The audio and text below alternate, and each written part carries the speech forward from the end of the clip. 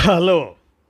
కానమోకు కథావచనం మోహనవచనం పరిజ్ఞాన హితబాండం నిత్య చదువరి శ్రోతలకు ఆహ్వానం నమస్కారం. చదవదగునెవరు రాసిన తదుపరి చదివిన వెంటనే మరువక పలువురికి వినిపింపబూనిన అది ఏ పరిజ్ఞాన హితబాండమవుపో మహిళ మోహనవచనమై విరాజిల్లు. పరిజ్ఞాన హితబాండం లక్ష్యం ప్రతివారీ సమాచార హక్కు, తెలుసుకునే హక్కు సైతం జీవించే హక్కుతో సమానం. ఆ స్ఫూర్తితోనే ఇప్పుడు కానమోకు కథావచనం మోహనవచనం సమకాలీన కథా సందేశం ఈ శీర్షికన కేవి సుమలత విరచిత కథ ఉన్మేషం అనే దాన్ని, ఉన్మేషం అంటే అర్థం జాగరూకత. ఈ కథ ఉన్మేషం రచన కేవి సుమలత. సమకాలీన కథా సందేశం శీర్షికన ఈ కథను వినిపిస్తాను. ఇక కథలోకి ప్రవేశిద్దామా? ఉన్మేషం. ఇక కథలోకి ప్రవేశిద్దాం. ప్రకాష్, ఈరోజు నేను చేసిన బ్యాంబినో ఉప్మాను తినకుండానే 25 లైకులు సంపాదించుకుంది అంటూ ఉప్పొంగిపోతూ అంది అన్విత. అయితే ఇప్పుడు ఖచ్చితంగా నేను బాగుందని చెప్పాలని హింట్ ఇస్తున్నావన్నమాట. నవ్వాడు ప్రకాష్. నేను చేయడం బాగుండకపోవటమా? చూడు ఎంత కలర్ఫుల్గా ఉందో అంటూ టేబుల్ మీద గాజు బౌల్ మూత తీసి చూపించింది అన్విత. దాంట్లో సేమియా ఉప్మా, దాని మీద క్యారెట్ కోరు, కొత్తిమీర అందంగా అలంకరించింది. ఉప్మా నిజంగానే తినాలనిపించేలా ఉంది. తొందరగా పెట్టు, ఆఫీస్కి టైం అవుతుంది అంటూ హడావుడి పడ్డాడు ప్రకాష్. అన్విత ప్లేట్లో ఉప్మా పెట్టి ప్రకాష్ ముందుకు జరిపి అతడి భుజాల చుట్టూ చెయ్యి వేసి ముందుకు వంగి ఒక సెల్ఫీ తీసుకుంది. అను, దిస్ ఈజ్ టూ మచ్. నువ్వు చేసేది నాకేమి నచ్చడం లేదు. ఇప్పుడు ఈ ఫోటో ఇన్స్టాగ్రామ్లో పోస్ట్ చేస్తావు కదూ? అవును, ముందు నేను చేసిన ఉప్మా పోస్ట్ చేసి ఇప్పుడు ఉప్మా తింటున్న శ్రీవారితో నేను అని రైటప్ రాసి మన ఫోటో పెడతాను. అతడి గొంతులో ధ్వనించిన అయిష్టతను ఏమాత్రం పట్టించుకోకుండా అన్నది అన్విత. ప్రకాష్ ఒక సాఫ్ట్వేర్ కంపెనీలో మంచి ఉద్యోగం చేస్తున్నాడు. అన్విత పెళ్ళికి ముందు చిన్న ఉద్యోగం చేసింది, కానీ ప్రస్తుతం ఖాళీగానే ఉంది. 6 నెలల క్రితమే పెళ్ళవడంతో హైదరాబాదులోని ఒక గేటెడ్ కమ్యూనిటీలో జీవితం కొత్తగా ప్రారంభమైంది. అన్వితకు తన జీవితంలోని ప్రతి చిన్న సంతోషాన్ని ప్రపంచంతో పంచుకోవటం ఇష్టం. వారి హనీమూన్ ఫోటోలు, కొత్త ఇల్లు, తను చేసే వంటలు ఇలా అన్నీ ఇన్స్టాగ్రామ్లో స్టోరీస్ రూపంలో దర్శనమిస్తాయి. వాటికి వచ్చే లైకులు, కామెంట్లు చూసుకోవటం ఆమెకు ఒక చిన్నపాటి వ్యాపకంలా మారింది. ఇంటిని ఇంటిలా ఉంచాలి, 4 గోళ్ల మధ్య జరిగే విషయాలు వీధిలోకి తీసుకురావటం మంచిది కాదు అంటూ తరచూ ప్రకాష్ అనే మాట అది. అయ్యో, మీరింకా ఎక్కడో పాతకాలంలో ఉన్నారండి. ఒకసారి ఇలా చూడండి, అందరూ ఎన్ని రకాల పోస్టులు పెడుతున్నారో అని అన్విత అన్నది. నీకు చెప్పటం నా వల్ల కాదు అంటూ చిన్నగా విసుక్కున్నాడు ప్రకాష్. ప్రకాష్ తిని వెళ్ళాక అన్విత తలుపు వేసుకొని వచ్చి తీరుబడిగా టిఫిన్ తింటూ కాలేజీ ఫ్రెండ్ గీతకి ఫోన్ చేసి కబుర్లు మొదలుపెట్టింది. అలా మాట్లాడుతున్నప్పుడు మెసేజ్ శబ్దం రావటంతో ఆసక్తిగా చూసింది. కొత్త నంబర్ నుండి ఒక ఫోటో వచ్చింది. గీత, మొన్న మనం తీసుకున్న గ్రూప్ ఫోటో ఒక కొత్త నంబర్ నుండి వచ్చింది. ఒక లింక్ కూడా పెట్టారు. ఈ నెంబరు ఎవరిదై ఉంటుందంటావు అని అడిగింది అన్విత అవతల గీతని. మన క్లాస్మేట్స్లో ఎవరైనా ఫోటోలు లింక్ పంపించారేమో అని అన్నది గీత అవతల నుండి.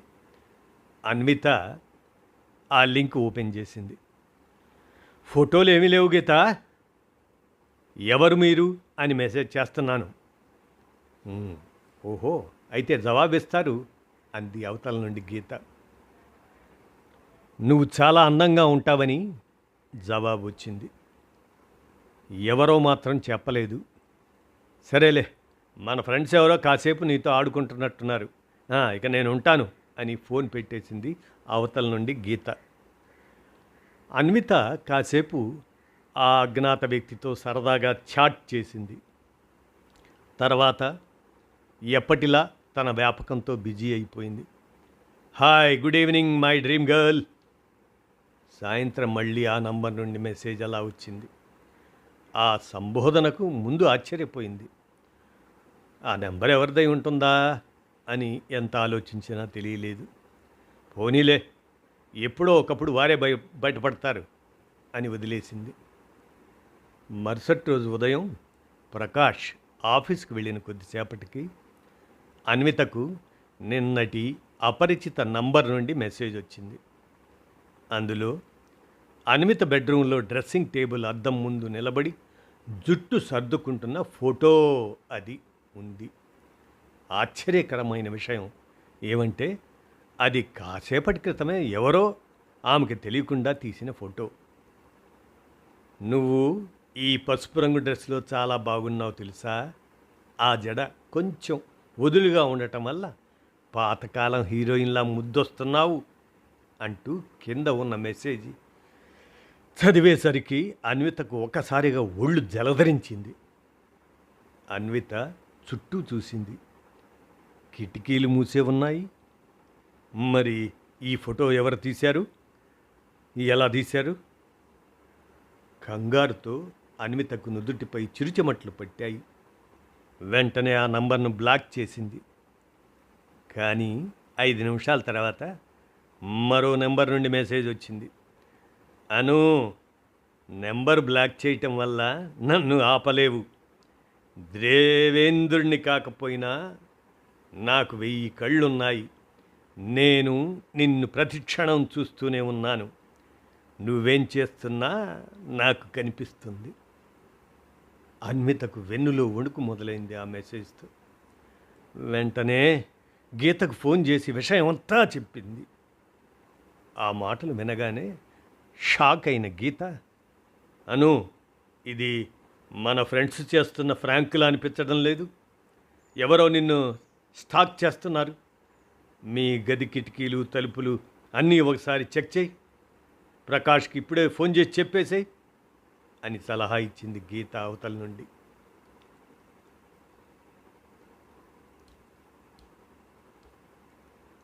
ప్రకాష్కి చెబితే కోపం వస్తుంది. తను ఎప్పుడు ఇన్స్టాగ్రామ్లో ఫేస్బుక్లో ఫోటోలు పెట్టొద్దని అంటుంటాడు. అసలే అతనికి ఈ సోషల్ మీడియా అంటే పడదు. దాదాపు ఏడుపు గొంతుతో అంది అన్విత. "అయితే ఆగు, 2 రోజులు చూద్దాం ఏం జరుగుతుందో.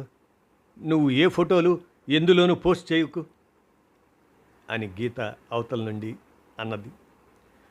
"అలాగే" బెదురుగానే జవాబిచ్చింది అన్విత. మరుసటి రోజు సాయంత్రం వరకు అన్వితకు ఎటువంటి మెసేజెస్ రాలేదు. "అమ్మయ్యా" అని ఊపిరి తీసుకుంది. కానీ సరిగ్గా ప్రకాష్ ఇంటికి వచ్చే ముందు గీతతో మాట్లాడిన మాటలను కోట్ చేస్తూ మెసేజ్ వచ్చింది. "ఏమిటి అను, గీత చెప్పిందని ఫోటోలు పెట్టడం మానేసావా? అయినా 2 రోజులు ఆగటం వల్ల లాభం లేదు. నువ్వు గీతతో ఏం మాట్లాడావో కూడా నేను వినగలనని అర్థమైందా?" అది మెసేజ్. అన్వితకు గుండె ఆగినంత పనైంది. "అసలు ఎవరు నువ్వు? ఎందుకు నా వెంట పడుతున్నావు?" కాస్త తేరుకున్నాక వణుకుతూనే రిప్లై ఇచ్చింది అన్విత. "నేను నీ నీడను. ఇప్పుడు నీ శ్రీవారు ప్రకాష్ వస్తారు కదా, ఆయనకు ఇప్పుడు నువ్వెలా ఉన్నావో ఫోటోలు తీసి పంపమంటావా?" అంటూ వచ్చిన ఆ మెసేజ్ చూడగానే అన్విత భయపడి ఫోన్ పడక గది మూలకు విసిరేసింది. సరిగ్గా అదే సమయానికి ప్రకాష్ లోపలికి వచ్చాడు. అన్విత ముఖం పాలిపోయి ఉండటం చూసి, "ఏమైంది అను, ఒంట్లో బాలేదా?" అంటూ నుదుటి మీద చెయ్యి వేశాడు. చూశాడు. బలవంతంగా నవ్వు తెచ్చుకొని, ఏం లేదు, కొంచెం తలనొప్పి అంతే అంటూ హడావిడిగా వంటగదిలోకి వెళ్ళిపోయింది అన్విత. తర్వాత రోజు పొద్దున్నే గీత దగ్గర నుండి ఫోన్. అప్పటికింకా అన్విత నిద్రలోనే ఉంది. ఫోన్ రింగ్ అవ్వటంతో దిగ్గున లేచి కూర్చుంది అన్విత. హలో గీత, ఏంటే పొద్దున్నే ఫోన్ చేశావు? అను, ఇన్స్టాగ్రామ్లో అలాంటి పోస్టులు పెట్టావేంటి? ఏమైంది నీకు? అంటూ కోపంగా అరిచింది గీత అవతల నుండి. నేనేం పెట్టలేదు గీత అంటూ కంగారు పడింది అన్విత. అయితే నువ్వు కాదా?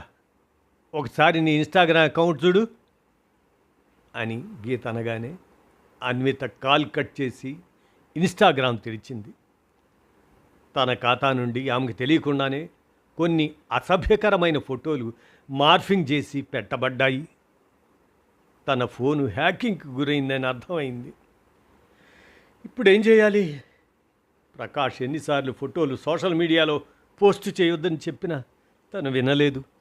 ఇప్పుడు నా గురించి అందరూ ఎంత అసహ్యంగా అనుకుంటారో.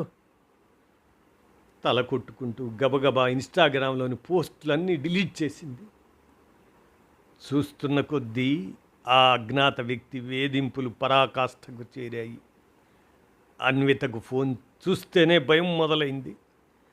బెడ్రూమ్లో ఉన్నా, వంటింట్లో ఉన్నా ఏదో ఒక మూల నుండి ఎవరో తనను గమనిస్తున్నారనే భావం వెంటాడసాగింది అన్వితకు.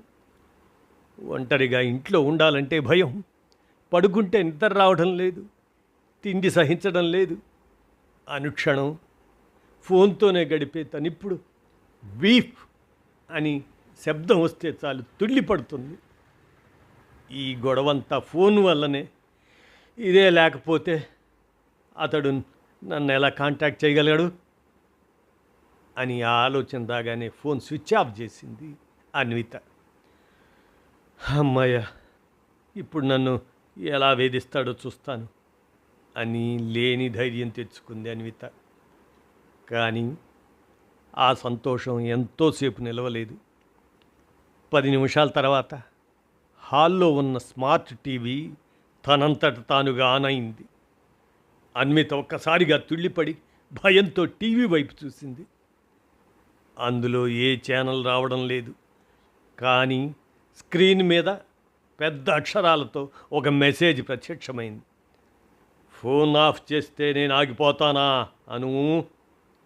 ఇప్పుడు నీ ల్యాప్టాప్ కెమెరా తెరుచుకుంటుంది చూడు అని స్క్రీన్ మీద కనిపిస్తుంది. అది చదవగానే అన్విత వణుకుతూ బెడ్రూమ్లోకి పరిగెత్తింది. అక్కడ టేబుల్ మీద ఉన్న ల్యాప్టాప్ వెబ్ క్యామ్ లైట్ ఎర్రగా వెలుగుతుంది. అంటే ఎవరో తనను లైవ్లో గమనిస్తున్నారన్నమాట. అమ్మా, ఒక్కసారిగా ఊపిరి ఆగిపోయినట్టు గుండె బరువెక్కింది. వాడు కేవలం ఫోన్ ద్వారానే కాదు, ఇంట్లో కూడా ఉన్నాడని అర్థమైంది. స్మార్ట్ హోమ్ సిస్టమ్ ద్వారా ఇంట్లోని లైట్లను ఆన్ చేయడం, ఆఫ్ చేయడం చేశాడు. ఉన్నట్లుండి హాల్లోని మ్యూజిక్ సిస్టమ్ అతి పెద్ద శబ్దంతో ప్లే అయింది. అన్వితకు పిచ్చి పట్టినంత పనైంది. అంతలో టీవీ స్క్రీన్ మీద మరో మెసేజ్. నీ ఫోన్కి ఒక వీడియో క్లిప్ వచ్చింది. ఫోన్ ఆన్ చేసి అర్జెంటుగా చూడు. ఆలస్యం చేస్తే నీ కాపురానికే ముప్పు అని. అన్విత పరిగెత్తుకుంటూ వెళ్ళి ఫోన్ ఆన్ చేసింది. అందులో ఆమె బెడ్రూమ్లో బట్టలు మార్చుకుంటున్న దృశ్యాలు. కళ్ళు గిర్రున తిరిగాయి అన్వితకు. పక్కనున్న గోడను పట్టుకొని పడకుండా ఆపుకుంటూ కింద మెసేజ్ చదివింది. ఇది ట్రైలర్ మాత్రమే అను. ఈ వీడియో ఇప్పుడు నా దగ్గర మాత్రమే ఉంది. నీ ఫోన్ ఆఫ్ చేస్తే నీకే ప్రమాదం. ఈ విషయాలు ఎవరితో చెప్పినా ఈ వీడియో ఇంటర్నెట్లో ఉంటుంది. నేను చెప్పినట్లు చేస్తే నీకే మంచిది. బై ఫర్ నౌ అన్నది ఆ మెసేజ్. బా, ఈ టార్చర్ భరించడం తన వల్ల కాదిక. ఇంత జరిగాక ఇక బతకటం వృధా. నిర్వేదంగా తలపైకెత్తి ఫ్యాన్ వైపు చూసింది. సరిగ్గా అప్పుడే ప్రకాష్ కారు హారన్ వినబడింది బయట నుండి. పరిగెత్తుకుంటూ వెళ్ళి తలుపు తీసి అతడిని చుట్టుకుపోయి గట్టిగా ఏడ్చేసింది. ఆ ఆకస్మిక ఘటనకు ముందు కంగారు పడ్డాడు ప్రకాష్. తరువాత అనునయిస్తూ, ఏమైందను? భుజంపై చెయ్యి వేసి లాలనంగా అడిగాడు. అన్వితకు జరిగిందంతా చెప్పేయాలనిపించింది. కానీ మెసేజ్లో హెచ్చరిక గుర్తొచ్చింది. ఆ వీడియో చూస్తే ప్రకాష్ ఏమంటాడో అనే భయంతో ఏడుపు స్థాయి పెంచింది. కొద్ది రోజులుగా నువ్వు ఇన్స్టాగ్రామ్లో కూడా యాక్టివ్గా లేనట్టున్నావు. ఎప్పుడు చూసినా దిగాలుగా కనిపిస్తున్నావు. ఏమైంది అంటూ బుజ్జగించాడు ప్రకాష్. మా డాడీని చూడాలనుంది అంటూ ఎక్కుతూ ఏడుస్తూ అంది. ఓస్, దీనికేనా? రేపు ఉదయం వెళ్ళి నీ బెంగ తీరేదాకా ఉండిరా అంటూ దగ్గరగా తీసుకుంటూ అన్నాడు ప్రకాష్ అన్వితను. ఈ ఇంట్లో ఉండను, ఇప్పుడే వెళ్ళిపోతాను అంటూ అతన్ని తోసేసి మళ్ళీ బావురుమంది. అన్విత ప్రవర్తనకు విస్తుపోయాడు ప్రకాష్. ఏదో జరిగిందని అర్థమైంది. ఆమెను బలవంతంగా సోఫాలో కూర్చోబెట్టి గ్లాసుతో నీళ్లు తాగించాడు. అను, ఒక్క క్షణం నా మాట విను. ఏం జరిగిందో నాకు చెప్పకుండా నీలో నువ్వే బాధపడితే నాకెలా తెలుస్తుంది అంటూ సౌమ్యంగా అడిగాడు.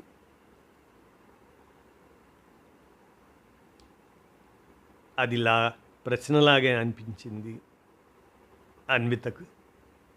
ప్రకాష్, మరి మరి వారం రోజుల క్రితం నాకు ఒక మెసేజ్ వచ్చింది. అందులో మా ఫ్రెండ్స్ గ్రూప్ ఫోటో పంపించారు. దాంతోపాటు ఒక లింక్ ఉంది.